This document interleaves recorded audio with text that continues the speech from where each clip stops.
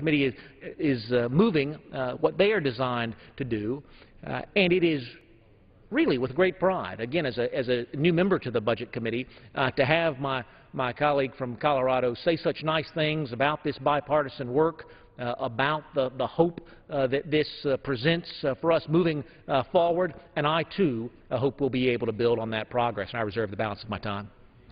Gentleman reserves the balance of his time. Gentleman from Colorado. Madam Speaker, if we defeat the previous question, I will offer an amendment to the rule to ensure that the House votes on the political intelligence provisions that are included in the Stock Act written by Ms. Slaughter and Mr. Waltz as a standalone bill. This bill will help shine sunlight onto political intelligence firms and require that they register as lobbyists. This provision already has the support of a majority of members of this body, 285 members, including 99 Republicans. The fact that Republican leadership has weakened and watered down the Stock Act by stripping out this provision we'll be considering this week is both shameful and wrong. It's clear that this House needs to act, and it will be my hope that we defeat the previous question and I am able to offer this amendment. I'm honored to yield 5 minutes to the gentlewoman from New York, the ranking member of the Rules Committee and the sponsor of the Stock Act, Ms. Slaughter. Gentlewoman from New York is recognized for 5 minutes. Thank you, Madam Speaker, and I thank my gentleman, my friend, my colleague for yielding to me. And today, this is terribly important to me. I've spent 6 years of my life on this bill. So bear with me if I get a little emotional. But today I urge my colleagues to defeat the previous question so that we can strengthen the Stock Act, a bill that has been weakened by House Republican leadership behind closed doors and in the dark of night. When writing their own version of the Stock Act, Majority Leader Cantor and House Republican leadership did not consult the bipartisan coalition that has championed this bill. And over the week, neither I nor Mr. Walz were asked to contribute to the final product, nor was our leader consulted in any way.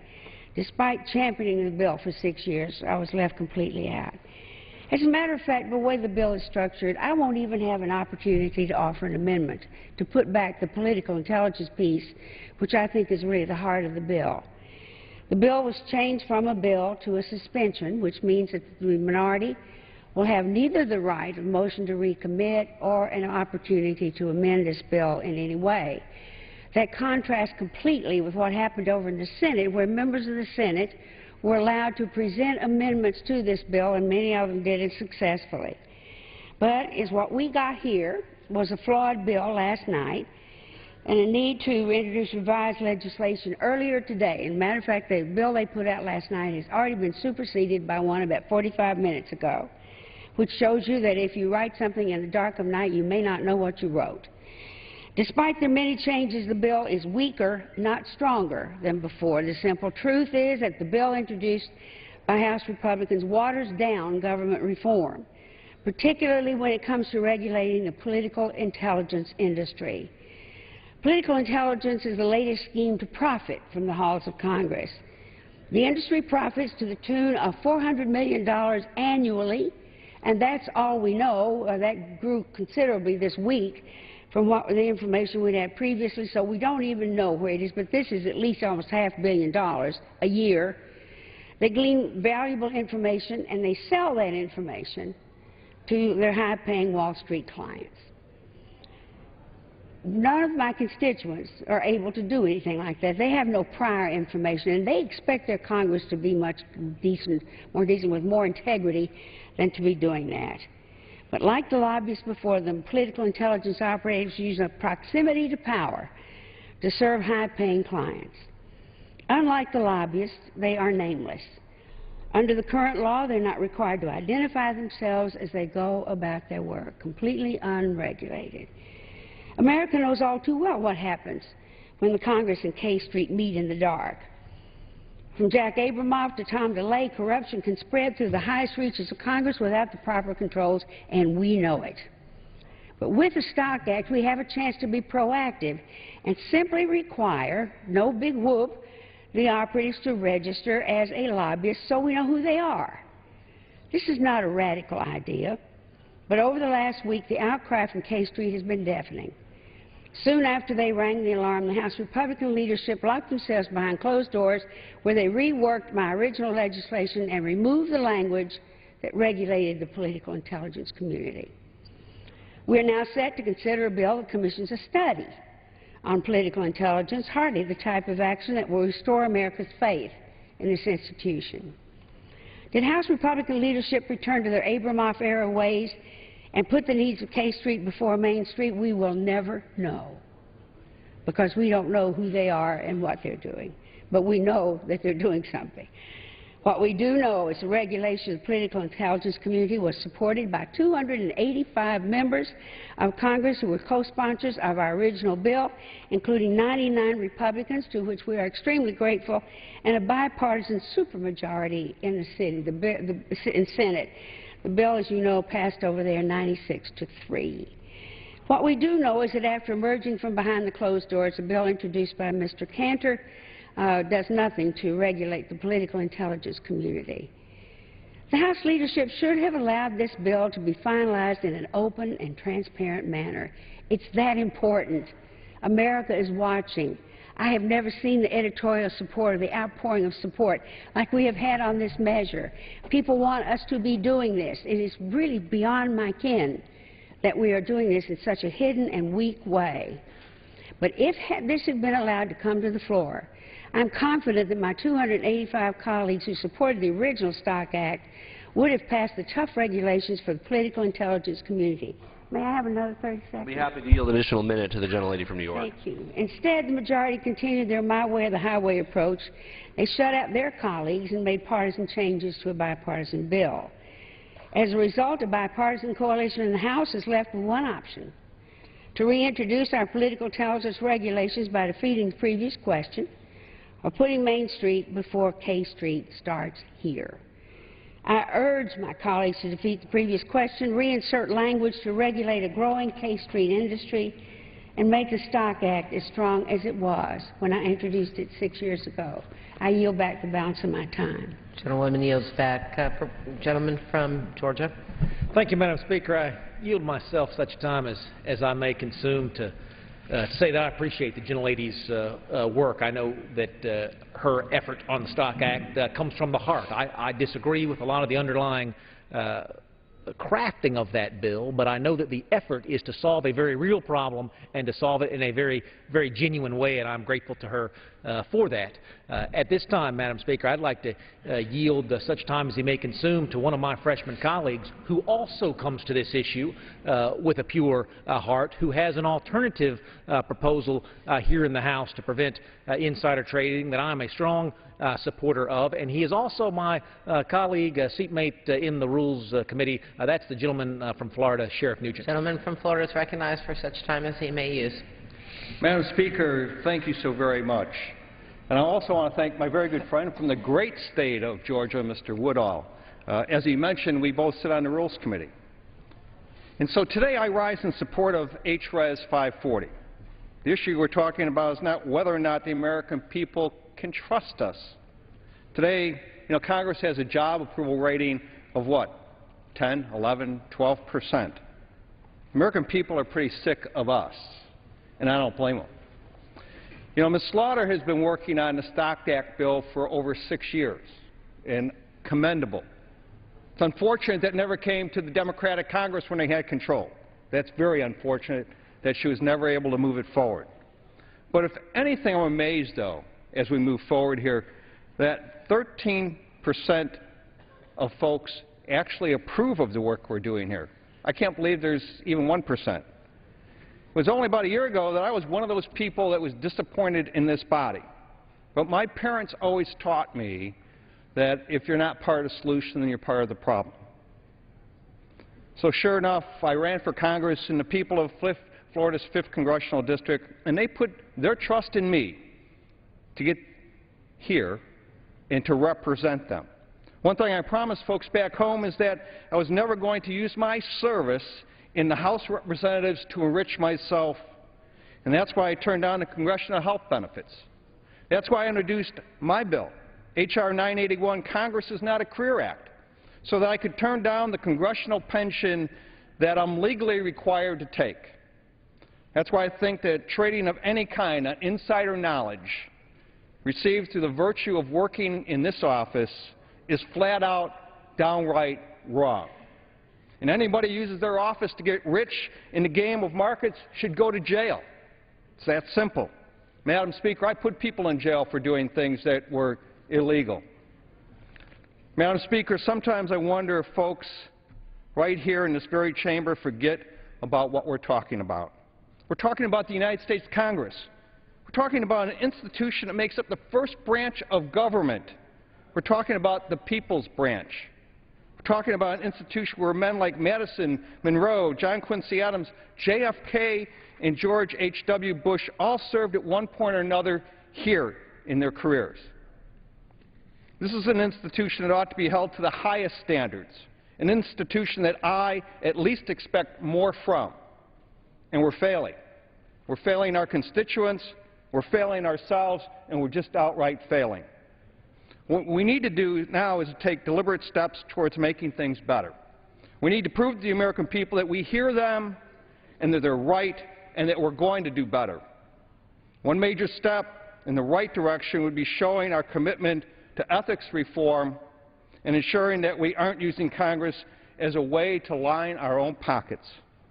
As the Tampa Bay Times wrote in an editorial just this morning, the United States Congress finally has to address the exploitation of public office for individual financial gain. House Res 540 lets us bring that discussion to the floor of the House of Representatives where it belongs. I've gotten up here, Madam Speaker, and spent a lot of time talking about honesty, doing better, so here's my opportunity to be honest with everyone here and everybody watching us at home. If it were up to me, we wouldn't be voting on this bill that we'll be voting on tomorrow.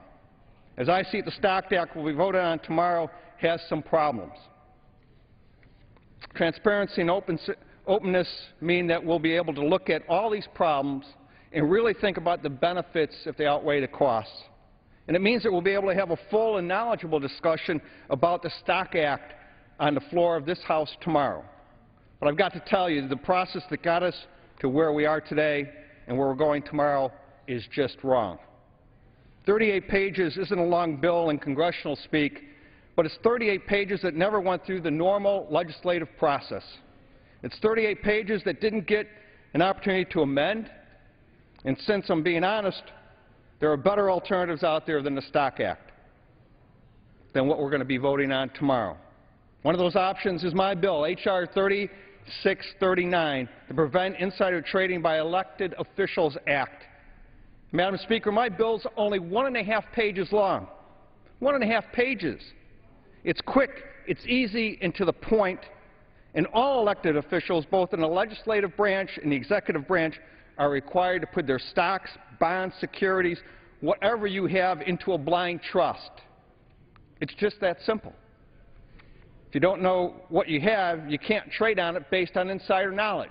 That's what a blind trust is all about. 1.5 pages. No room for loopholes. Legislation up here is written by attorneys that sometimes only attorneys can understand. And there's loopholes in all of this. If I had my way, the discussion we'd be having on the floor tomorrow wouldn't be about honest services provisions, IPO sales, registering searchable mortgages and disclosures and whatnot online. But that's not my call.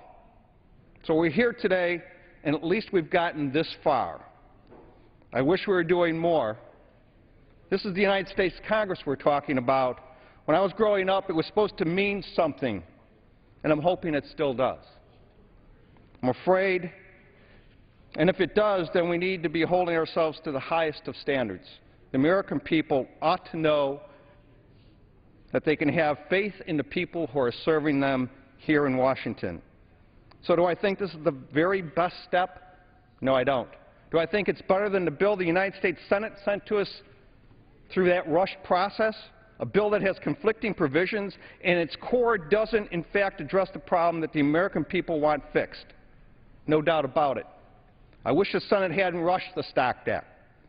I suspect Harry Reid just really needed a shiny object he could wave and point to, hoping he could distract the American people long enough to forget that it's been over 1,000 days since the United States Senate passed a budget, and he's already promised that they won't even have one for this next year. If not for the rush, then we probably wouldn't be forced into acting at this at such breakneck speed. But do I think the discussion we must have, that we have to have? Absolutely. And that's why I'm going to support this rule. I'm being honest. I wish we did it differently. But we're here to work the will of the people, and that's the most important thing right now. Again, I want to thank you, Madam Speaker, and I want to thank my friend, Mr. Woodall, for the time. And with that, I yield back the balance of my time. Gentleman yields back. Gentleman from Colorado. I have to say, after hearing my colleague from Florida, I'm a little bit confused about where he stands. Certainly, his arguments were many of the same arguments that I have been making and others. In fact, Ranking Member Slaughter proposed in committee yesterday to strike suspension authority. Specifically so, the gentleman from Florida could offer his bill as an amendment to the bill, so we could have a discussion about this blind trust issue. I think that would have been a better way to bring it to the floor. And yet the gentleman from Florida voted no yesterday to the provision that he's effectively trying to argue for on the floor today, and he concluded his remarks by confirming that he plans to vote for a rule that fundamentally doesn't allow him to do what he thinks needs to be done to restore ethics and integrity to this body. So I think that that's an example of the type of contradictions that we're hearing, but I would urge the gentleman to be convinced by his own arguments so that he might join me in opposing the previous question and opposing the rule. It's my honor to yield 2.5 minutes to the gentleman from Minnesota, an original sponsor of the Stock Act, Mr. Walz. The gentleman from Minnesota is recognized for 2.5 minutes. Thank you, Madam Speaker, and thank the gentleman from Colorado. As the American people watch us here, the previous gentleman from Florida was right. The frustration levels are as high as they've been. This sacred institution, this idea of self-governance, you know, it'd be a lot easier if we didn't have to go through all this. It'd be a lot easier. I hear some of my constituents sometimes say, we need to get rid of some of you members of Congress. There's too many of you. I say, why think small? Get rid of all of us and name a king, and we don't have to do a dang thing then, do we? They can think for us. The idea is coming here together to self-govern ourselves. And the gentleman and all the speakers were right. It's about the integrity of this institution. It will be here and it will stand when we are long gone and forgotten. Our children will inherit this place and the things that happen here. The integrity of this institution stands above all else. That's why when I walked through this door, coming out of a classroom in Mankato, Minnesota, after a career in the military and in teaching, I was approached by Louise Slaughter and says, you were sent here to do things differently, and it's about making this place work, and I've got a bill for you. And for 5 years, Louise and I and 7 others tried to make this case. And so I'm pleased today that it's here. It's not perfect. As one of our former colleagues, Dave Obey, used to say is, of course it's not perfect. You'll get perfect in heaven. And this place is a lot closer than hell. So let's take a compromise. Let's get something done for the American public that restores their trust, and then let's just move on to debate the important issues of employment, of caring for our veterans, of educating our children, of securing our nation. Louise Slaughter's been there every step of the way. This was not a 12th hour come back to the righteousness thing. Louise has lived this way. When she says this issue of political intelligence and gathering here is undermining our markets and our trust, she knows something about it. So I, for one, we're going to make a compromise. We're going to move a piece of legislation forward that is a step on a journey, not a destination. It is the quest towards a more perfect union. This is one small step. This is the only place in the world where doing something right lets us pat ourselves on the back. This is what Americans do every day. We need to assure them we're there. But this offering of adding this piece is all part of the bigger puzzle. I am in full support. I'm proud to serve with the gentlelady from New York. She has been a champion, and it's not about our political differences, and I thank all the members here who spoke eloquently about restoring faith in this. The public wants us to come here and debate differences for the direction of our country. They don't want us to tear each other down, and they don't want us to game the system. With that, I thank the gentlelady, and I yield back. Gentleman yields back. Gentleman from Georgia. Thank you, Madam Speaker, and I thank my friend for his kind comments. I know that Mr. Walz and Ms. Slaughter have been working for years and years on this proposal. And again, I have some issues with this proposal. I do believe there's some better options out there, but I must speak up on behalf of the leadership in this House for Congress after Congress after Congress, Ms. Slaughter labored to bring this bill to the floor. Labored to bring this bill to the floor to no avail. To no avail. Through 4 years of democratically controlled Congresses, folks who have the deepest respect and admiration for the gentlelady and her legislation failed to bring this legislation to the floor. And the rule we have here today does. It's not the only way to bring this legislation to the floor. It's not even a requirement that the legislation come to the floor in this way. But what it does do, what this rule does, is provide the first opportunity that this Congress has had to vote on the Stock Act. Madam Speaker, that's not a topic for the gnashing of teeth. That's a topic for the clapping of hands. If you believe in this bill, if you believe, as Mr. Walz said, that this may not be the end-all, be-all, but it's a step in that direction, if we can move a little today and a little tomorrow and a little beyond that to ultimately get to where we need to be, this is a step in the right direction. Now, as a member of the Budget Committee, Madam Speaker, it just happens to be my privilege that opportunity was attached to the bottom of a budget rule, because the truth is the reason we're here today is not to talk about the Stock Act and not to talk about ethics reform, but to talk about budget process reform. Budget process reform that was reported out of the Budget Committee in a bipartisan way. Budget process reform that was sponsored by both the Republican chairman of the Budget Committee and the Democratic ranking member of the Budget Committee. Budget process reform that makes sure that every little piece of the United States budget, every topic in an appropriations bill, doesn't just get examined in committee, doesn't just get examined on the House floor, doesn't just get examined at the White House, but gets examined one more time for those things that just don't pass the smell test by coming back to this body for an up or down vote on that rescission. I would inquire of my friend from Colorado if he has any speakers remaining. Does the gentleman have speakers remaining? I do. Yes, I do. I have one speaker remaining. Then I will reserve the balance of my time. Gentleman reserves the balance of his time. Gentleman from Colorado. Thank you. It's my honor to yield 2 minutes. The gentlewoman from Texas, Ms. Jackson Lee. Gentlewoman from Texas is recognized for 2 minutes. Speaker to address the House. Without objection. I'm always in awe at the gentleman from the Rules Committee that has just spoken so eloquently about consensus and coming together. I've seen him in action in the Rules Committee, and certainly we thank the members of the Rules Committee for their service. We know that his history brings him here from being a staffer, and so he knows this institution, he knows where all the bathrooms are, he knows all of how much good we can do. And so I'm grateful of his acknowledging our friend, Congresswoman Slaughter, Mr. Walz, who've been working, and of course wanted to have their bill come forward in a way that would be transparent, would have the opportunity for all facets of this bill to be understood.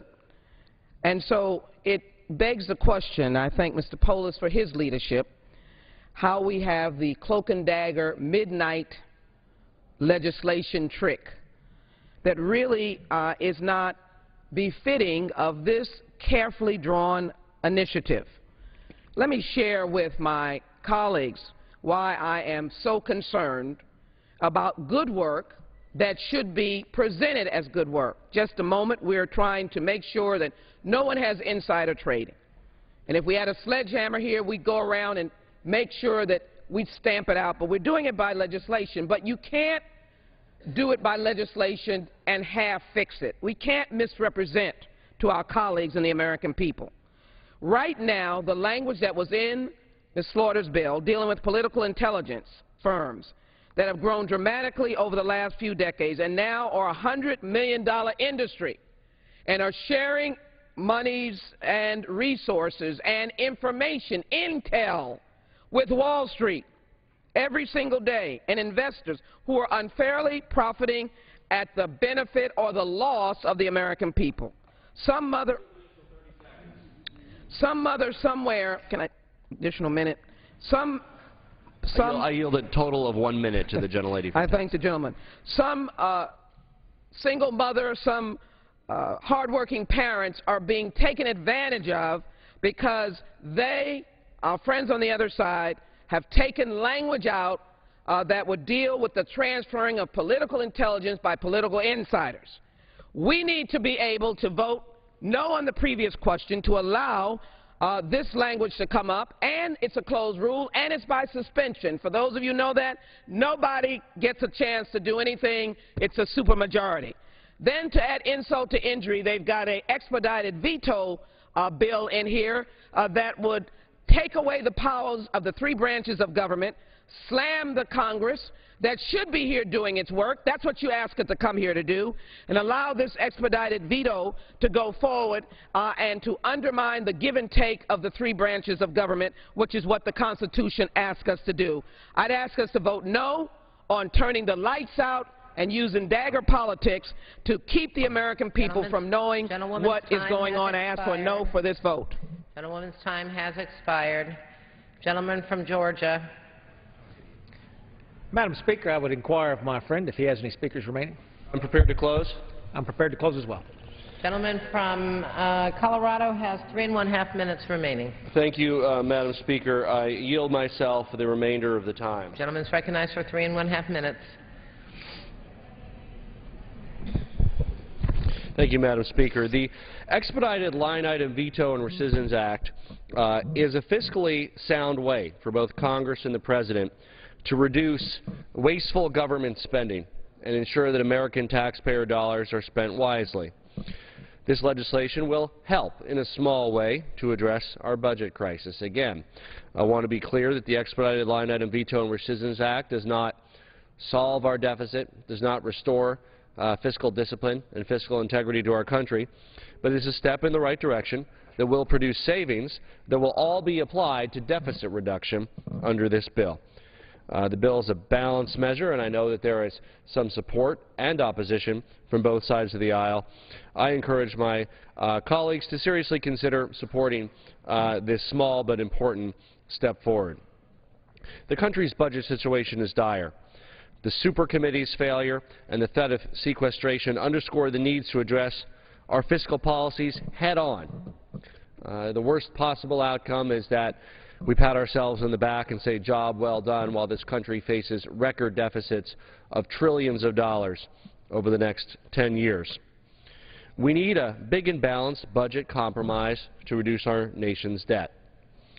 Passing the bipartisan expedited line item veto and rescissions act will be a small step and keep us on track to help restore fiscal integrity to our country. But we need to remind ourselves that it is only a small first step towards addressing our budget problem. I urge my colleagues on both sides of the aisle to extend the unemployment insurance and middle-class tax cuts, to reach a big, bold, and balanced solution to our federal budget situation along the lines of the President's commission. And I ask unanimous consent to insert the text of the previous question in the record along with extraneous material immediately prior to the vote. And I urge my colleagues to vote no and defeat the previous question, a no vote on the rule, and I yield back the balance of my time. Gentleman yields back. Gentleman from Georgia. Thank you, Madam Speaker. I yield myself such time as I may consume to... Gentleman's recognized.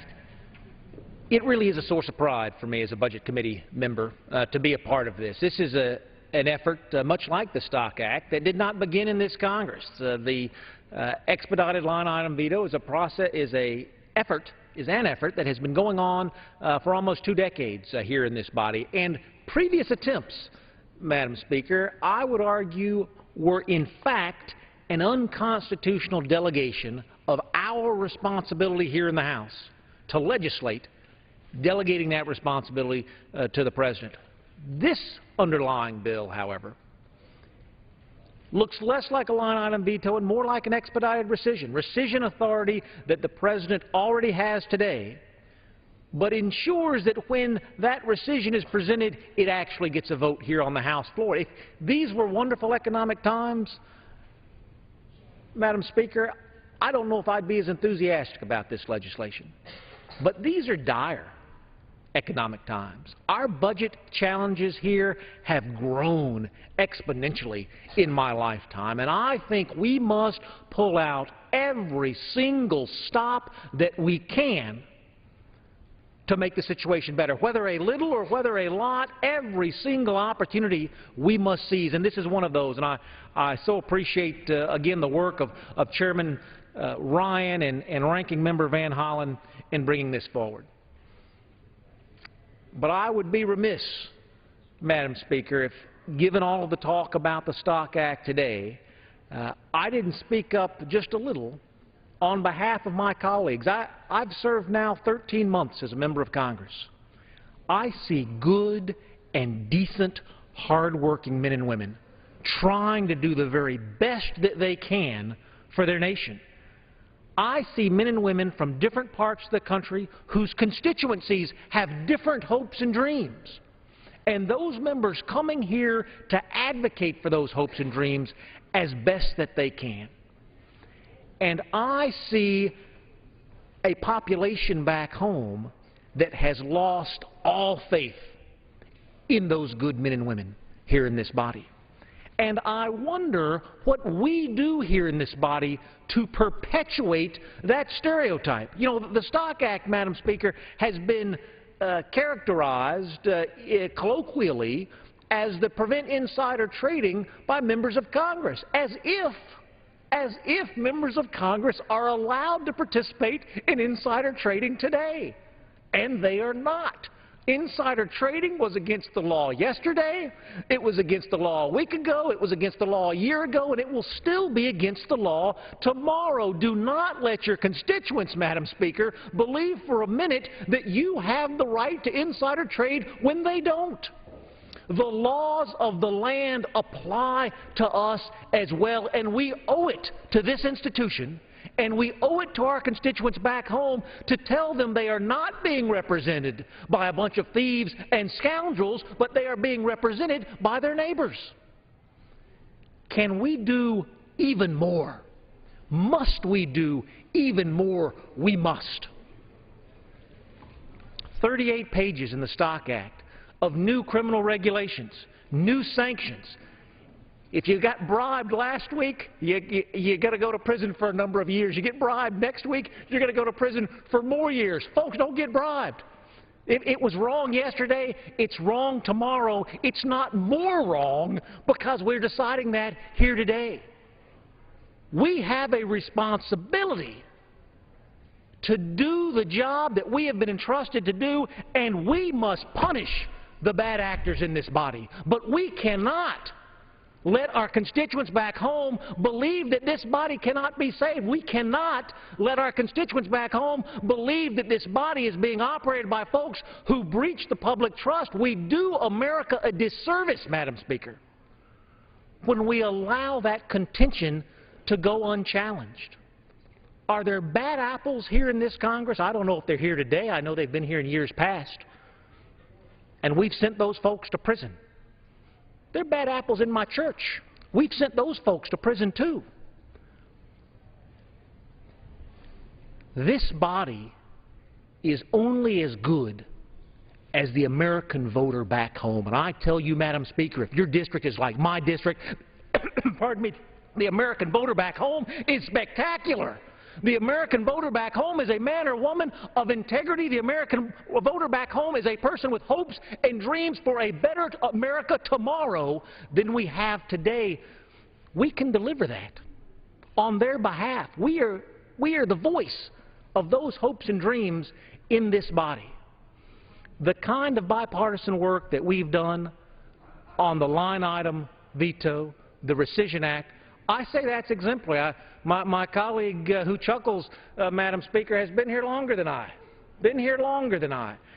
I don't believe he's beyond saving, though. I think we can convince him that it's not a laughable matter to work together, that it's actually something folks do. And I'm optimistic to be the carrier of that message today and tomorrow, Madam Speaker. With that, let me again urge strong support for the rule. The rule both allows the expedited line item veto bill to come to the floor as well as provides an opportunity for the very first time a vote on the Stock Act here in this body. I rise in strong support of that rule and strong support of the underlying provision. I thank the Speaker for her presiding today, and yielding back the balance of my time, I move the previous question. Question is on ordering the previous question on the resolution. Those in favor say aye. Aye. Those opposed, no. No.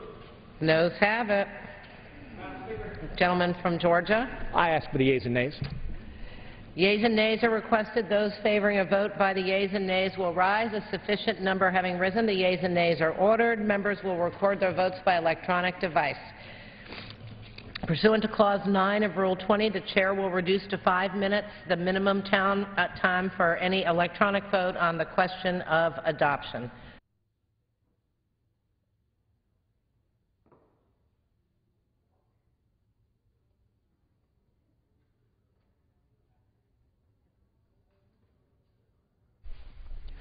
So the House right now is voting on a procedural motion related to the rule for debating the line item veto, which members have been working on most of the day.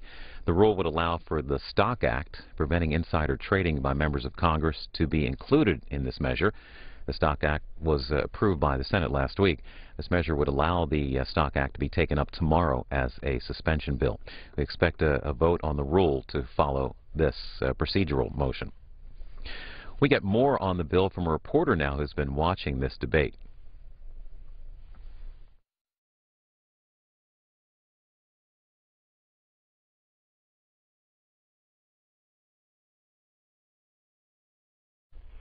Paul Kralzak is with Congressional Quarterly. Your story in today's CQ points out that the line item veto bill has split members of both parties. How so and why?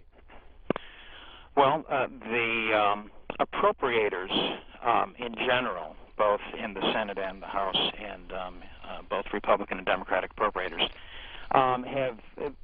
most of them have been opposed to the idea of a line item veto for a long time because they argue that it takes power away from the legislative branch and gives it to the executive branch, and so they have pushed against it. Well, why would, in the case of this bill, why would lawmakers be willing to give now the president the line item veto power? Well, the idea is that this would help to save money and reduce the deficit. The bill would allow the president, after an appropriations bill has been passed, to say, okay, I would like to, cut these items out of the appropriations bill. The president sends a message to Congress, says, I would like to cut this out, and then it's up to, then Congress is required to either approve those deletions or reject those deletions. So the reason this is coming up is there was a line item veto bill passed in the 90s, and it was ruled unconstitutional by the Supreme Court. And the main reason it was ruled unconstitutional is because the president could veto items, delete items, but Congress was not required to act on that. Those deletions would stand unless Congress chose to vote and reject them. With this bill, Congress has to act one way or the other. So there's a belief that this will be constitutional, and Congress is not giving up as much power under this bill. So under this bill, Congress has to vote one way or the other, up or down, approve or not approve the president's veto. Exactly. What about the prospects of the bill, assuming it passes the House today? What are the prospects ahead in the Senate? Very uncertain in the Senate. There is quite a bit of support for the bill in the Senate. Well, there's a similar bill in the Senate, and that has, I think, something like, 50 sponsors or so, and including, I think, about 16 Democrats. So there is support for the idea in the Senate, but Senate Majority Leader Harry Reid is thought to oppose the idea of a line item veto, and it's considered unlikely that he would allow a vote on such a bill, but it's still possible that a line item veto could be introduced as an amendment to another bill.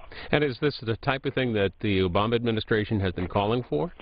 As As a matter of fact, yes, and the President has endorsed this House bill and encouraged its passage. So the White House is supporting it. You also write about the issue of prohibiting earmarks. How does that tie into the line item issue? Well, both when we talk about eliminating earmarks, prohibiting earmarks, and also giving the President the authority to delete spending items, these are ways to reduce spending in a very targeted way, looking at certain items and getting rid of them or prohibiting that kind of spending from taking place. So it's part of a larger effort to reduce what some consider to be unnecessary spending. An update from Paul Krausak with Congressional Quarterly. Read more at CQ.com. Thanks for joining us. Thank you. And so once again, a 15-minute vote on this procedural motion and a 5-minute vote on the rule coming up after this.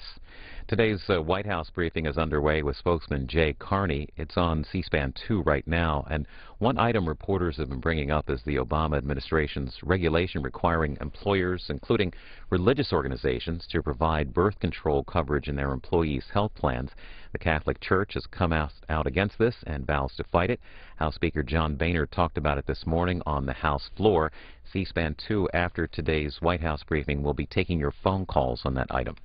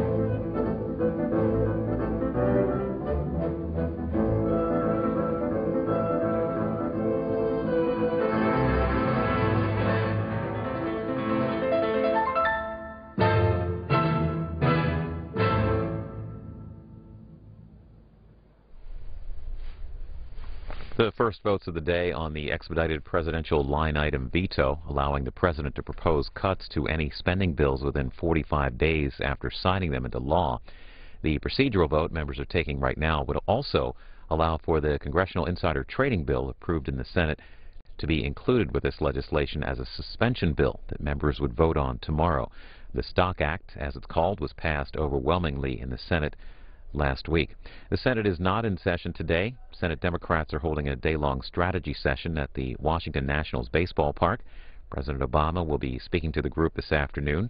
There is no broadcast coverage of that gathering. The Senate will return tomorrow, and they'll begin work at 9:30 Eastern on the surface transportation measure. Voting on a procedural motion related to the bill is set for 2 o'clock in the afternoon. You can see the Senate live on C-SPAN 2.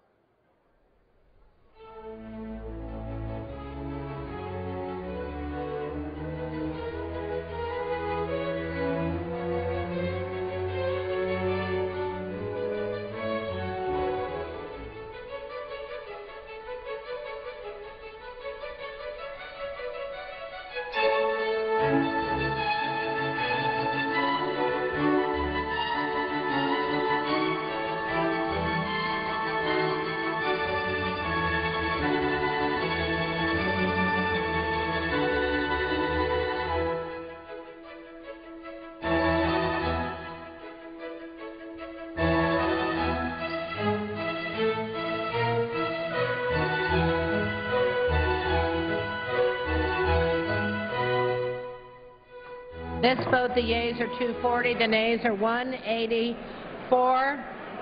Previous question is ordered.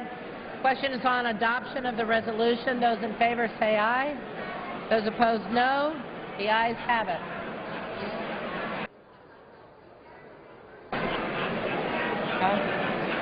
Gentlewoman from New York. I request the yeas and nays. Gentlewoman requests the yeas and the nays. Those favoring a rule by the yeas and nays will rise. Sufficient number having risen, the yeas and nays are ordered. Members will record their votes by electronic device. This is a 5-minute vote. Well, as you heard, a 5-minute vote now on the rule for the presidential line item veto. Earlier today, we spoke with a reporter who was giving us details about the legislation. Paul Kralzak is with Congressional Quarterly. Your story in today's CQ points out that the line item veto bill has split members of both parties. How so and why? Well, the appropriators in general, both in the Senate and the House, and both Republican and Democratic appropriators, most of them have been opposed to the idea of a line item veto for a long time because they argue that it takes power away from the legislative branch and gives it to the executive branch, and so they have pushed against it. Well, why would, in the case of this bill, why would lawmakers be willing to give now the president the line item veto power? Well, the idea is that this would help to save money and reduce the deficit. The bill would allow the president, after an appropriations bill has been passed, to say, okay, I would like to, cut these items out of the appropriations bill. The president sends a message to Congress, says, I would like to cut this out, and then it's up to, then Congress is required to either, approve those deletions or reject those deletions. So the reason this is coming up is there was a line item veto bill passed in the 90s, and it was ruled unconstitutional by the Supreme Court. And the main reason it was ruled unconstitutional is because the president could veto items, delete items, but Congress was not required to act on that. Those deletions would stand unless Congress chose to vote and reject them. With this bill, Congress has to act one way or the other. So there's a belief that this will be constitutional, and Congress is not giving up as much power under this bill. So under this bill, Congress has to vote one way or the other, up or down, approve or not approve the president's veto. Exactly. What about the prospects of the bill, assuming it passes the House today? What are the prospects ahead in the Senate? Very uncertain in the Senate. There is quite a bit of support for the bill in the Senate. Well, there's a similar bill in the Senate, and that has, I think, something like, I don't know, 50 sponsors or so, and including, I think, about 16 Democrats. So there is support for the idea in the Senate, but Senate Majority Leader Harry Reid is thought to oppose the idea of a line item veto, and it's considered unlikely that he would allow a vote on such a bill, but it's still possible that a line item veto could be introduced as an amendment to another bill. And is this the type of thing that the Obama administration has been calling for?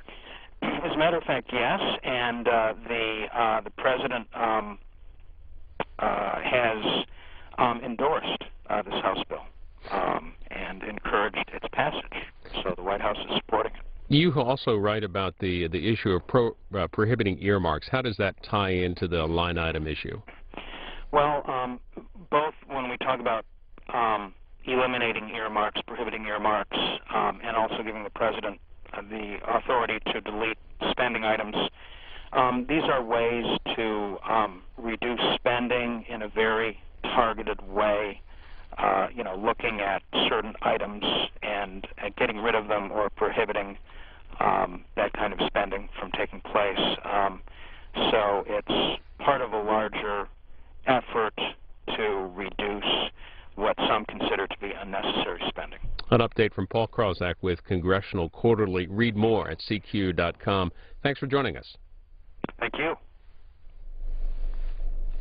And again, members voting on the rule for the presidential line item veto right now. General debate and amendment debate expected after this.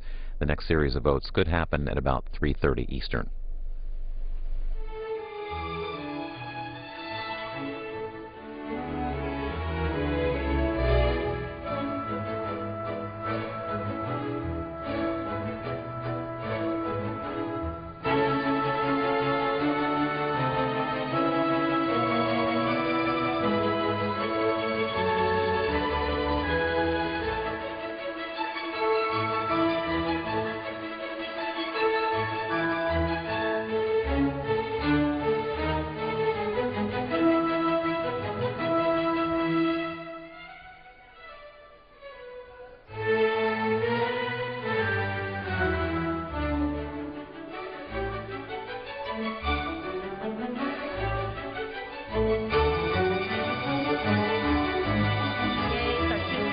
The nays are 175. The resolution is agreed to without objection. A motion to reconsider is laid on the table.